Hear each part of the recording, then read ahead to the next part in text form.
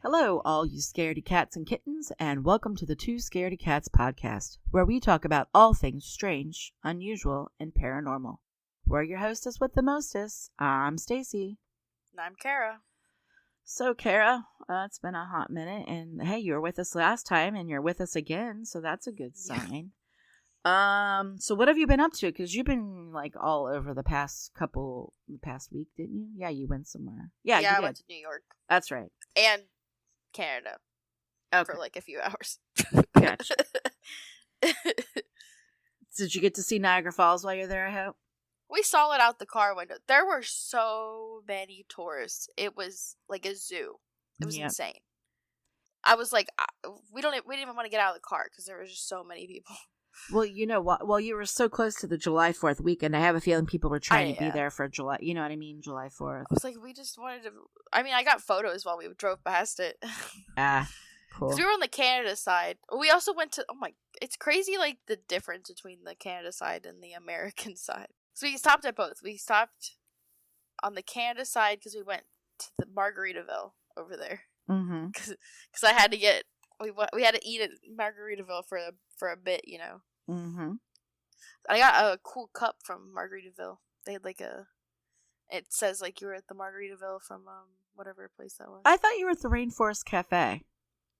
I also ate there. We went to both. Okay. Because I'm like, wait a minute. You sent me a picture of the Rainforest Cafe one. I knew you were there. Okay. So then we were actually going to go to the one in Canada. Uh-huh. But we drove past and it was in that touristy trap area. Yes. That's where we stayed. Like swarms of people. I was like, okay, we're just going to go across because there's one across the border. Yep. In America. Buffalo. Yeah. And the wait there was like an hour, but the bar was open. So we just went to the bar. Okay. And we sat down because you can like order food at the bar and stuff. And it's like first come, first serve. Got ya. Yeah, did you see the really cool hotel that sits like right next to the falls there? That's the hotel we stayed in when we were there. It was so cool. Yeah, I know. Because remember me and Samantha went and visited around the same time you guys were there. That's right. We were like all there within the same time frame, just about, last time. I think we were just leaving. I think we like... Yeah, we missed each other by like a day because we were leaving to go to Toronto because we stopped on our way home from YetiCon. Okay, that's what it was. Like that Sunday into Monday. Yeah. We just hung out. Okay. It was pretty cool.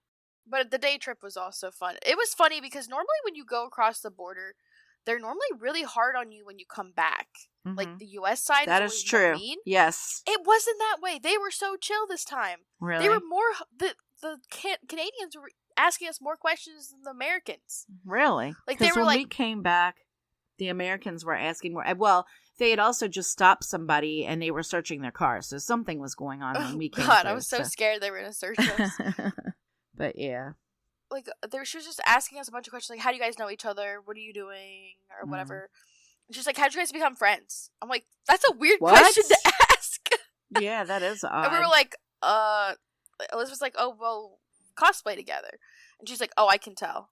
And I was like, why did you ask Well, then why did you ask the question in the first place? That's what I said. I was like, I don't know. That's insane. That's silly. That's such a weird... I mean, she let us through, but it was very weird. Well, you know what? They were trying to make sure you just didn't meet up with each other and decide, you know what I mean, for nefarious reasons. I get why I know, but we're just technically going there to take photos, but whatever. Right. That's funny. Yeah, I remember they made us roll down the window in the back so they could see Sam. And they made Sam take off his hat. Sam was wearing a hat. They made him take off his hat. And they didn't do that when we went to America. They literally just asked, "Are you U.S. citizens?" And we said yes. And they're like, "Okay, you're good." That was it. Wow, that's crazy. It's like normally I have so many. They always like ask us a million questions. It was so funny that it was the opposite. I was so nervous because I always get nervous on the border. Yeah. Yeah, the Canadian side asked us more questions. Well, that's not true. The American side asked us more. The Canadian were pretty chill. They're just like, yeah, come on in. But they were like very much like, well, what is your business here? And we're like, well, we're here on vacation. And they're like, where are you going exactly? And so we had to tell them, well, we're going to see Niagara Falls and then we're going up to Toronto. And they're like, oh, okay. I feel like it sounded suspicious because we're only going there for like 4 hours. We're like, that's probably why they were, more. It's probably a weird thing just to go across the border for a few hours. I don't know. Your Uncle John did it and was only there for like 2 hours, I think, and then came back home. Yeah, we literally went to go to Margaret. We were like, yeah, we're just coming here to go to themed restaurants and go to a botanical garden. It's a very weird place. That's funny. I forgot to tell you, we went to Outback. Oh yeah, Steakhouse, because they have the crocktail. The what? It's a crocktail. It's a cocktail, but it has a little crocodile in it. Nuh-uh, stop it. Yeah. So we had to go to all of our themed restaurants. Oh my, you guys need help.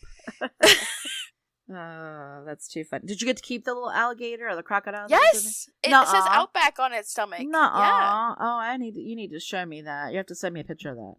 He's now really I'm gonna cute. have to go there and get it one of those. Yeah, go to it's how they're luring us to go back in there. And then I'm working on going to every themed restaurant you can find. The rainforest cafes, because I'm trying to collect all the cups. Yeah. Well, you got to pay extra.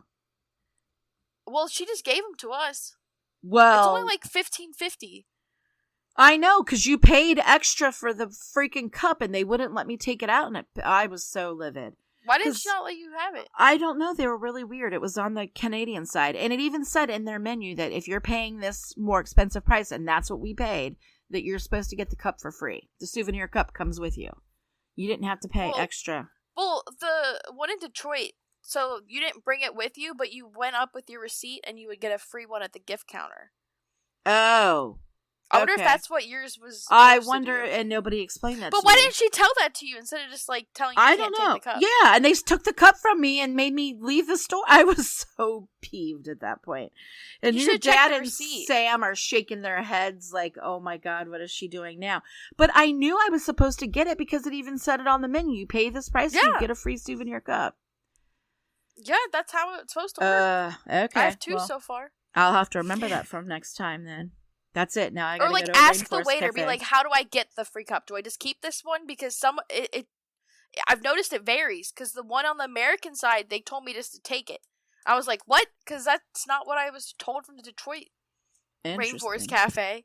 I guess me and Dad are gonna take a road trip to Nashville now, so I can go to the Rainforest. Yeah, Cafe. I think that's the closest. That's the only closest Nashville. One to us. Yeah. Or you can go to Detroit. It's 5 hours. I am not going to Detroit. I'd rather go to Nashville. I can go to the Grand Ole Opry. I have another Detroit trip coming up. Do you? You're too funny. All right. So who's going first today? I went first last time. I'll go first. So today I am going to be talking about the story that actually appeared on Reddit first. And it was quite a couple of years ago in 2016. And it was a story about these two guys that were hiking in New York. And they came across this cave. And inside the cave, they had found a statue or a figure that was very old looking. It was wooden. It had been like carved or whittled or whatever you want to call it. And it had nails in its eyes and it had a noose around its neck. But here's the weird thing. The nails that were in its eyes were newer looking. They hadn't gotten all rusty yet. And the noose was from a newer type of rope. So they thought this was really cool. One guy was like, it's so cool that I'm going to take it home with me. Now, the other guy was like, no, I don't think you should do that because, as we all know, things like that usually doesn't end well for people when they take them home from, where they were, especially those types of items. They also noticed, by the way, where the item was in this cave, that there had been a fire that had been lit recently nearby it. Because the ashes, I guess they could just tell that, it had been done recently. Now, the reason why the one guy didn't want him taking it was because they had heard rumors that there were devil worshippers that would come up to the mountain to sacrifice animals and to do all kinds of spells and stuff. So the friend brings it home with him. And a couple of days later, he ends up calling the guy who's telling the story. His name's Danny. And he tells him that he thinks the statue is haunted. And Danny's like, well, what makes you say that? I'm sure you're just being silly. And the guy was like, no, because it keeps moving from the spot that it's in. And he kept smelling weird smells. It smelled almost like nasty water that's been sitting for a while. And he said he also couldn't sleep at night because there was banging going on his walls. So they talk about it a little more. And a couple nights later, the friend ends up at Danny's house. He's banging on his door to let him in, and he's like totally freaked out. And Danny's like, well, what's going on? What's the problem? And he's like, there's so much stuff going on at my house. I can't stay there. Can I, come stay with you for a few nights until we figure out what we're going to do with this thing? So he tells Danny about what was going on in his house. And he said that, the statue would move from room to room to room. And the night that brought him over to Danny's house, he said he had fallen asleep earlier in the day. And when he woke up, he noticed that there was water footprint in his house. And his dog was going nuts. The dog would freak out and bark and would just pee in spots all around the house. And the dog had never done that before. Oh. So at this point, he's freaked out and he's gone to Danny's house. And then he tells him that, so he followed the footprints, down that they were in the hallway. So he follows the footprints down the hallway. The dog's down in there in his living room or whatever, barking and carrying on. Well, he gets in there and he sees a very old looking lady with water dripping off of her just standing in his living room. So that's why he freaked out and ended up at his friend Danny's house. So at this point, these two are freaking out and realizing that they the one guy's realizing he made a big mistake by taking this figure home with him. So they reach out to people on Reddit and ask them what they think they should do. And, they got the typical answers, wherever you got it from, take it back, make sure you leave an offering and tell them you're sorry for taking it, type thing. And somebody mentioned, well, you should reach out to Greg Newick and his wife, Dana, because they own a paranormal and occult museum, and they might be able to help you out because they have other items in their possession that are possessed. So they reach out to Greg, and he tells them, yeah, that's fine. You can send it to me. So they, send the statue to Greg and Dana's house. And as soon as they bring this statue into the house, strange things start happening to them. There was a cross that was on the wall. And it was Jesus being, nailed to the cross or whatever. And all of a sudden they were in a different room and the cross was in his office and they heard this really loud popping noise. And they went in there and looked. And the cross was still attached to the wall, but the statue of Jesus had been ripped off. Like somebody had held the cross to the wall and ripped off the actual statue. So that happened, and then Dana got really spooked, and she doesn't usually get spooked by much, as if you've ever seen any of their stuff from Hellier and all that. But she got spooked when she actually saw a figure outside of the door to their room, and she could see its hand pulling their door shut and all that. But the final straw for those two with this whole thing and finally believing that this, object is truly haunted was, I guess Greg had gone to work or was in the office or something, and Dana was in the home, and she noticed that there are footprint outlines on the back of their couch. Like somebody had been standing, on their couch and was dripping water. And she thought maybe that Greg had, replaced. There was a fan with a light above them and thought he'd replaced the light bulb or something.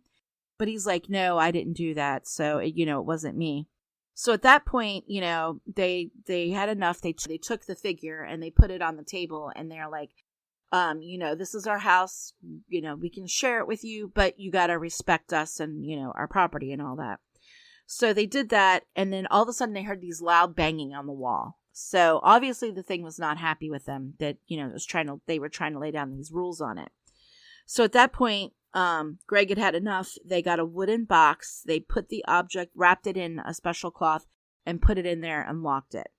And as soon as they did that, everything that had been going on in the house stopped. So at this point, they decide that they need to get the statue back to where the guys had gotten it from, which was at Catskill Mountains in New York. So they did some experiments with the statue too, by the way. They had some friends that were doing some interesting things and had them come over and to figure out what they're going to do next. So it takes them a couple years though to finally get the statue back to where it belongs. So in the meantime, they start taking the crone along with them as part of their traveling museum of the paranormal and occult. And but she was a look but don't touch type item. So they would, they would go to these conventions and they would bring it with them and they, let people look at it.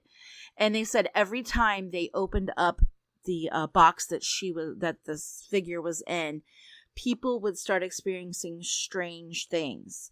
Like some people would start to feel very anxious around her. There was one convention that they were at that somebody had a seizure, and they were seizing so hard they had blood like coming out of their mouth and stuff. Oh my God. Yeah. And there was like another paranormal investigator person that was like across from their booth at this convention, and she had these books that she had written, and they were sitting on her table, and she had a drink with like a lid on it. And as soon as they opened up the box, the lid on top of her, like nobody was near it, on top of her, like an iced coffee thing, it popped off and it spilt over on top of all of her books.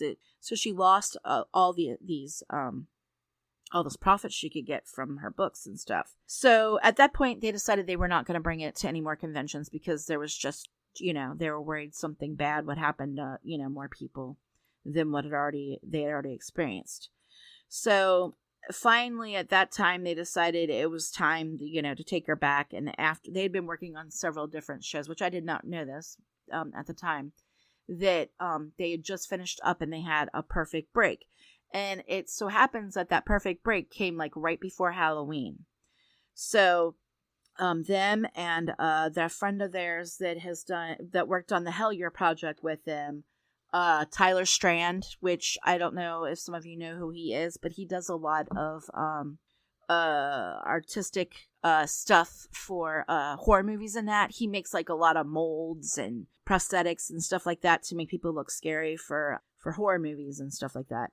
So they called him up, and because they wanted to make like a mold of this thing because they were going to bury it because that was the best thing they could do, but obviously on the mountain where it came from.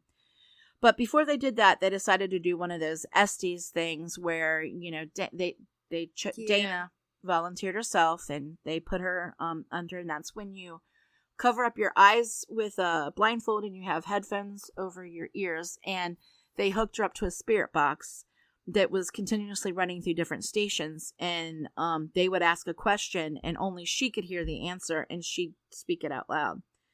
And when they did that, she got in contact. They realized there were two spirits that were attached to this particular figure. And they think that one of them was trapped in there by the other spirit. The one was the lady, which explains why they kept seeing this lady with, water that would appear all the time and the smell of the pond and all that. And then the other spirit, they believe, or entity that was the one trapping her there. So, here's some of the things that people believed. Some of the ideas of why the crone made Greg think that it was used for was to summon the spirit of a local witch for unknown purposes. They don't know why, but they think that it was used to help summon the spirit of a local witch that had been alive a long time ago. Dana, on the other hand, believed it was created as a protection object used as a ward during sacred rituals. And then there was a psychic that had held the figure while they were at one of their conventions. And the psychic believed that the Babylonian spirit Marduk, who was a powerful spirit that had 50 names attached to it, was the one that was causing all this, and they think that Marduk might be the one that had trapped this other spirit in there. It's interesting to note that Marduk is also associated with water. So, like I said, about a year and a half later, they ended up going back to the mountains where they had found her. But right before they did that, they ended up staying in a little town called Ellenville, which is like right at the bottom of the particular mountain that the two hikers had found the statue on. And it's interesting to note that this town has a lot of Slavic and Ukrainian immigrants living there. So a lot of their signs in that are actually written in like Slavic and Ukrainian writing. So that got them thinking a little bit that maybe the entity could be related to their folklore in that. So one of the things that somebody brought up and they actually looked it up is the Baba Yaga, which was a witch. Okay. And she lived in a house with chicken legs. Yes. With chicken legs. Yes. If you look this up, it's interesting. But she was like a god, not a goddess, but she was like a witch, and she would steal children, which is interesting. And she was related to water and all that. They also found another deity that they would worship or whatever, or that they believed in, called the Mokosh. And the Mokosh is actually the goddess of moisture and witchcraft, which is really, really interesting, since, all the hauntings and stuff that happened to them had to do with water. Remember how I talked about how when they would go in the house and the one guy saw like water footsteps down the hall, and then he saw this lady dripping with water on her. Greg and Dana, they both also saw the water lady. So they think that that's actually who it is. And when they looked up online statues of what, Mokosh is, or what, how she appeared, they found out that this little statue they had was very similar to a lot of ones they found online. And usually, like, if you look at the statue, and I'll be posting these pictures online along with our story here, but when you look at her, her hands are to the side, and it looked like she was holding something in the middle that had been removed. And they think that at one point she had been holding like a water bottle, like, like a cloth, or maybe like a water bottle made out of an animal's, I think they use like intestines or whatever, you know what I mean? Like one of those type of water bottles. So that was missing, which is interesting. And then it had the nails and the noose around it. And they believe that somebody did that to make the person not see something that they would, that they would normally see, to like hide something from them. And they believe the noose around the neck was as a way to stop them from talking about something maybe that the person who set these intentions wasn't happy about. It's very interesting to note that there is actually a saint, go figure, that is she's called Saint Petka. And they believe that this particular little statue was a statue of her. Now, if you look up what she is known for, she's known for like women and spinning, like she helps people with weaving and spinning and that kind of thing. But she's also known for like women's health and stuff like that. And also, went back to the Mokosh thing. She's also known to steal children, which is, interesting that all these different named deities, whatever, from different cultures, they all have, it's all pretty much the same belief. They're related to water, and they all have witchcraft or women things they're related to women's stuff, which is interesting. So they finally they took it back up onto the mountain. They did it right on they didn't know they were doing this, but it just so turned out that they actually did the binding ceremony, or the unbinding of removing the two spirits from this little figurine, on the feast of Saint Petka. Apparently, her feast day is always on the Friday between October 25th and November 1st, because it depends on where it falls each year. And it's always on that Friday that they celebrate her becoming a saint. So, and when they did it, it was actually on the Friday of her becoming a saint, her sainthood day. So I thought that was really interesting that happened without them even knowing it. So so what ended up happening, they said that as soon as they did this unbinding ceremony, they pulled out all the nails out of the eyes. They removed the noose from the neck. They heard this like popping noise, and they said it felt so much different there, because when they first got there, you could just feel all this crazy energy building up, and they felt very uneasy and like they were being watched. But as soon as they did the ceremony and unbinded these two spirits from it, they said all of a sudden everything just felt peaceful and calm. And exactly after they did that, all the coyotes, like up until that point, you could not, you didn't hear a lot, just birds and that, no coyotes. As soon as they pulled that out at that exact moment, they cut off the rope, all the coyotes on the mountain started howling at the same time. It was very strange. It was very weird. Yeah. But anyway, so they call her the Catskills Crone, They're still not sure to this day who it was that made her and what the intentions were of this statue, figurine, whatever you want to call it, effigy, whatever. But they ended up burying it someplace, nobody will ever find it, which is probably for the best because, we don't need somebody, going along and pulling it up again and then release all that negativity into the world. So, but yeah, so that's what happened to it. They ended up burying it. And as soon as they did that, all the problems stopped for everybody. So that is kind of crazy. And if anybody's interested, there is an actual movie that Greg and Dana made about this, the Catskills Crone, and it's called Unbinding, and you can find it on Amazon Prime. It's not free with Amazon Prime, but it didn't cost that much. I rented it, so I used it obviously to get some of my notes and stuff from. But yeah, it's very interesting watch. I highly recommend it. So what do you have for us this week, Kara? All right. I've got a pretty insane story. We're going to talk about the Detroit Occult Murders. All right, never heard of it. I'm surprised I had never heard of this because it's pretty crazy story. Huh. So this is a pretty bizarre true crime. This is a real crime that happened. Okay. This all takes place in Detroit in 1929. So we're going to go into some backstory. Well, no wonder why we've never heard of it. It happened so long ago.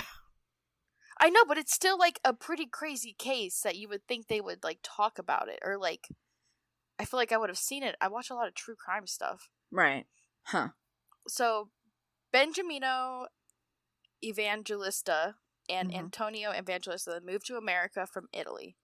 That was him and his brother. Benjamino ended up changing his name to Benny, like to Americanize his name, because a lot of people did that when they would move. Yep. And they moved to Philly specifically. Oh, Benny and Philly. Yeah. Benny ended up being very interested in the occult, and he had these visions from God, essentially. Mm-hmm. And his brother was not a big fan. He thought he was kind of crazy. So he sent him to go work in a place called York, Pennsylvania. While Benny is in York, Pennsylvania, he befriends Aurelius Angelino, who is also interested in the occult like him. So they're like buddies, and they're like to talk about the occult stuff for a time until Angelino ends up attacking his family and killing his twin sons with an axe. Oh my god. Yeah, and that's not even the actual thing that we're going to talk about. That just happens to happen. So wait, did the guy know that he had done that, or was that just something that he had no idea that this had happened, or did it happen after he had met him? While they were friends? Oh, okay. And they were like both interested in the cult. He ends up killing both of his twin sons with an axe. Wonderful. And then he gets sent to a state hospital for like the criminally insane. Oh, okay, yeah. Yeah, so Benny was very disturbed by this. Like normal. Gee, yeah, I would be too. So he ends up moving to Detroit, Michigan. Okay. So things are starting to look good. He's like building a new life for himself. He gets married, having a kid, whatever. But Benny starts to go back to being interested in the occult. So he's like looking at the occult, and he starts to believe that he is a mystical healer. Oh, so okay. he opens a business basically where he does like healings and he does readings for people to make a little money on the side. So like a Reiki healer or a different kind of healer? Well, he starts selling herbs, hexes, and spiritual remedies specifically. Oh, okay. And he also does animal sacrifices just in case you need a guy who can do that. Oh my gosh, that's terrible. Aww. I know. It's pretty wild. They also, people think he had to do with voodoo. So there's a lot. There's a big mix of things that people claim. Now wait a minute. So what do people do? Look up the yellow pages for, hey, I can kill your pet for you. I don't know. I can sacrifice animals for you. Well, I think the animal sacrifices are probably for like people. When you do that, it's for something else. Like you sacrifice it to have a good harvest. Right. I know. I don't know what. That's still crazy. How would you find him? Right? Or how would you find him? I guess I don't know. He was pretty well known. He was making a lot of money on this. Huh. He was charging $10 for this at the time, which that's like $120 today. Wow. And for, like, each thing he was doing. Like, that was, like, Wow. the higher end for his services. Nice. So, he actually ended up setting up his entire basement to be, like, his altar space, where he had, like, altars, and he was building these replicas of the gods that he had, because he started his own religion. So, you know how this is gonna go. We already know where this is going. Yep. Well, you would think. But, so, this is what we know about this guy. And so, July 3rd, 1929, Vincent Elias, he's a family friend. He was actually going to the home to discuss a real estate deal with Benny, because Benny was also in the real estate business. Oh, of course, he's in it all. But anyway, he's one of those people where he's got his hands in a lot hands of in things. Everything. Yes, yeah. So Vincent was he in the mafia too? Because he's got the name and all that. It's interesting because there's like thoughts of that the mafia had to deal with what happens. We're going to discover, but that by this time the mafia was not as present or like really doing things. Oh, okay. At the time of the death, when all this happened, when all this stuff happened. Spoiler alert: someone dies. Okay. I mean, it's a true crime case. Right. So Vincent is trying to get into the house. He said it's weirdly quiet because he does have 4 children, so you would think it would be kind of loud. He tries to knock on the door. He doesn't get an answer, so he ends up, I guess he breaks into the house because he ends up getting into the basement. And when he goes in today's times, he would have been shot if he tried to break into, especially in that area of the country. Well, so he gets into the house and he finds that Benny is seated at his desk praying. However, his head is missing and it is sitting below him, cut off, on the floor in front of him. So the mafia is known for cutting heads off. That's why I'm surprised it's not mafia related. Yeah, I don't know. We can discuss that. Let's just talk, because there's more to it than just this. Okay. So, laying around him were copies of his book about his religion. So those were all spread out around him, and there were actually framed photos of his dead child, like in a coffin, spread around the head. That's weird. You know, like, so where is the kid, right? But where is the kid? We didn't. Okay, let me explain. So this was the child that had died a few years prior. Oh, well, you didn't say I know. that. We're working. Okay. I'm setting the scene. God. Okay. Let me cook here. All right, go ahead and cook. But those photos, how like people, it was kind of popular back then. Yeah, to have photos of your dead kids. Yes, like the death, like them in their coffin or whatever. So those were surrounding the head. We don't know why that was, but that was what it was. All right. So Vincent, the guy, was obviously horrified. So he runs out and he gets the police. The police go. They come in and they search the rest of the house.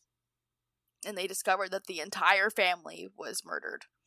The 3 children were found in their beds and their skulls were crushed and they were bludgeoned to death. Oh my gosh. One of the girls had her arm completely cut off, from the shoulder, which is kind of crazy. What was the point in that? The mother and the last, the youngest child, were found in her bed clinging to each other, and the mother's head was almost cut off. It was just kind of hanging there. Oh, but they had it cut all the way through. Yes, it was not completely cut off. The police noted that it did not look like there was a struggle or a robbery. So that's interesting. And the only was there a lot of blood everywhere, or was there no blood? Yes, there was blood. Oh, well, I would hope blood is cut. Well, I know, but I didn't. But it didn't look like they were trying to defend themselves. I don't think they woke up, which is kind of weird. Oh, okay. Maybe they were drugged. Well, we don't know if it was divine intervention. Maybe there were some rumors that he had gotten to a religion or the religion he was creating was kind of like a bad kind of thing, and he was cursed by the entities of. I told you, it gets kind of wild. Okay. I mean, this whole story is pretty crazy, but right. They had determined that the murder probably happened around midnight to 3 a.m. So, the witching hour. Right. How convenient. Right. And so, actually, 6 years prior this, Angelino had escaped from prison and was never seen again. Whoa, wait a minute. Back up. Yes. The guy from... That he was best friends with from the... Okay, where he used to live. Escaped from prison? He had escaped from prison a few years prior to this. So, interesting. So he could have been we wonder if it was the whole him. Thing. Right. Like, he had found him and killed all of them in his family, which is... Yeah. It's probable cause. I mean, it's probable. He was already Right. crazy. He killed his freaking own family. Right, yeah. I mean, how did he kill his own family in the same kind of way or not? Yes, he cut the heads off with an axe. Ooh, remember? Okay. Yeah, so that's why wow. it's very probable it could have been him. Huh. So the lot where the house was torn Mhm. down to this day, so you can't go there. But there is a legend that there have been sightings in that lot of like a headless ghost and some disembodied screams. Ooh, creepy. So there's still a presence or haunting today. So now, did they ever find out who did that at all, or is it still a mystery? The only evidence like that whoever did this left was one bloody fingerprint. Okay, and they were not able, with today's stuff. It was 1929. Well, I know, but they can that can last a while. I have and no can clue if redo they it. did or not because it was such a long. It's still like technically considered a cold case today. Really interesting. Yeah. I'm surprised they haven't caught whoever did it by now. Well, I think so. What happened is it got posted on the news the next day, like the newspaper, and so a bunch of people showed up to the houses before they were kind of strict. No. So I feel like a lot of people kind of there could have been more evidence, but I feel like a lot of people tampered with the scenes. Yeah, that's what it's happens. one of those times where like everyone was like, "Oh, we want to go see," because it's big news. And there were already crazy rumors about this guy because, well, he was into the cult, so everyone wanted that didn't help anything. Yeah, they all were curious to see what kind of show they would find when they got there. So realistically, there could have been more evidence, but it was just never found. And what was the name of this the murder again? You said it was the what? The Detroit Occult Murders. Okay. The guy's name was Evangelista was the last name. That's also, it goes by either the Detroit Occult Murders or the Evangelista Occult Murders. Okay. Huh. Interesting. I can't believe they haven't solved that today, though. Like, by today's times. Yeah. I mean, like I said, it probably didn't help that they didn't have, like, a lot of the evidence is contaminated. Right. And I don't even know if they still have the fingerprint. Yeah. And I wonder if they never found the guy who went missing, so I'm not sure. Yeah, if what they about have him? Hello? I mean, what about him? He seems like a suspicious. Right? And what about his brother? Did they ever reach out to the brother to see if he had been reached by his his brother? That's weird. There was so one of his members in his little religion or whatever came forward at one point and told the police that he did it, but he said he only killed the guy. He said he didn't kill the others, so that's the police don't think that's true because there'd be no way there'd be two different people that came in. I feel like it was probably one person that, especially the way that it seemed like the ritualistic kind of murders thing, so they kind of think that guy was just a little crazy and trying to get in. Here's what I'm thinking. Because you said he started, forming his own, little religion, and he has his own, shop and selling all this stuff. I think the guy that escaped from prison got torqued off and feel like this guy stole all of his ideas and rituals and all that. And I think he went and killed them after he got out. I mean, it was so far. It was a pretty far distance, Pennsylvania to Detroit. Yeah, but come on. I mean, there's ways he could have traveled. If he's that crazy, that's a long place to go for, Yeah, but if you're that psychotic... I mean, I guess, yeah. And you're that pissed off that this person stole what he felt he could have had, you know what I mean? How people are like that Yeah, because he was pretty successful. He was making... a lot of people thought he was a scammer, obviously. Right, well, yeah. Oh, the guy that did say he killed him was because he got scammed by him. He spent all of his money on his... Okay, that makes sense. That's why he said that he killed him out of his rage. But he said he didn't kill anyone else, the family members. So it's Yeah, okay, that's weird. I feel like they were all done in the same way. Yeah, I feel like they were all done in the same way, you said, correct? Yeah, and this, they all had, they were almost had their heads cut off, except I think the children didn't, but I think the mom's head was almost cut off. So did they ever find out, like, what kind of knife, sword, whatever was used to cut off their heads by any chance? They think it was an axe. An axe, okay. Well, that's interesting. But that's why we think it's related to the one guy, right? Possibly, to the one guy, because he also used an axe to cut people's heads off. Okay, come on. I'm just all the signs are pointing. It seems like it's him, and he just went a little silly, but who knows? Right? Yeah, that's a shame nobody's ever solved it. I can't believe it. I've never heard of it before. It seems like a pretty crazy case. Yeah, definitely. Especially with the ritualism and stuff, like the cult. Yeah, exactly. And the voodoo and all the other stuff. Yeah, there were so many like claims. Oh, one of them was like he had people's underwear, and because he had women's underwear, it was related to voodoo. And I was like, how does that? How does that relate? I don't get that. Because apparently, if you keep someone's underwear, you can locate missing persons. What? I don't know if that was. That. It sounded bogus to me, so I didn't want to include it in the main story. No. But I was like, we can talk about it in the speculation section. Right? Yeah. I don't. That sounds crazy to me. I don't know. I've never heard that before. Yeah, I was like, I never heard. But I mean, he probably was related to voodoo, but I don't know if that specifically. Right. Like, yeah. Like, you're gonna. What do? Sniff the underwear and the smell tells you where they're at? I mean, that is weird. Very strange. All right. Well, that's all I have for us today. Okay. Well, that's all I have for us today too.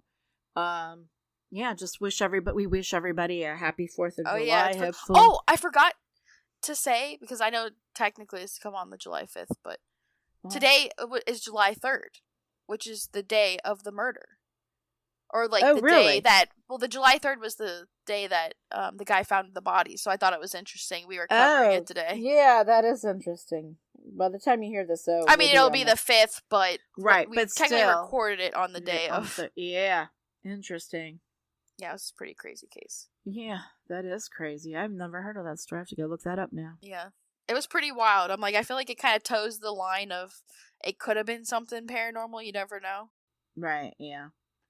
Well, it could have been like voodoo, and they could have raised, like, you know how they can do that where they can supposedly they can bring people back from the dead and make like zombies. Maybe a zombie came in and killed them all. We don't know. Yeah, true. Well, if you enjoyed our podcast today, follow us on Instagram and YouTube at Two Scaredy Cats Podcast, and please be sure to leave a review on Apple Podcasts and Spotify. It really helps the show get discovered. And tune in 2 weeks for a new episode. And to all our scaredy cats and kittens out there, remember, curiosity didn't kill these 2 scaredy cats.